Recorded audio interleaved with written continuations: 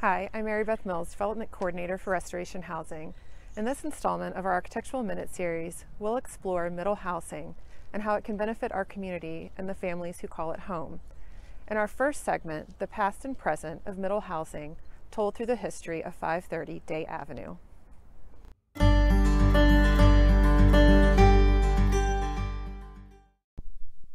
The Allison family moved to 530 Day Avenue in 1919, almost 3 decades after the large Queen Anne home finished construction in the old Southwest neighborhood of Roanoke, Virginia.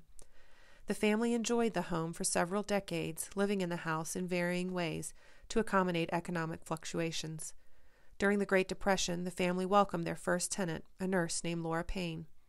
The Allisons hosted up to 4 tenants through 1940, with Payne and Virginia Dudding, a silk worker at the American Viscose plant, remaining through 1942 to help make ends meet during that turbulent era.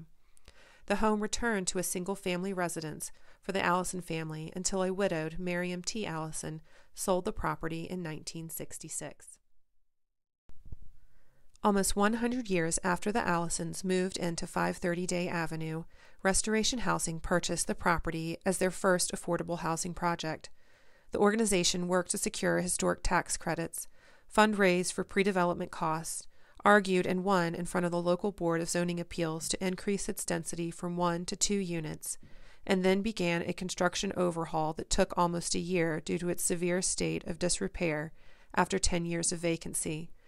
Once complete in early 2017, the home welcomed 2 families making 80% of the area median income, also considered workforce housing, to the newly restored apartment units. 530 Day Avenue, like most of Restoration Housing's properties, was built around the turn of the century when Roanoke was rapidly growing as a railroad hub. These historic homes and their surrounding neighborhoods were much more complex and dynamic in their uses at that time and allowed homeowners to employ a light density in their homes during an economic downturn. But since the incorporation of more rigid zoning codes that broadly classify neighborhoods as either single-family or multifamily, that light density, combined with a form-based aesthetic that allowed multifamily units to seamlessly integrate into a neighborhood of detached dwellings, has been prohibited. Yet the desirability of these historic neighborhood patterns is still quite strong among Americans.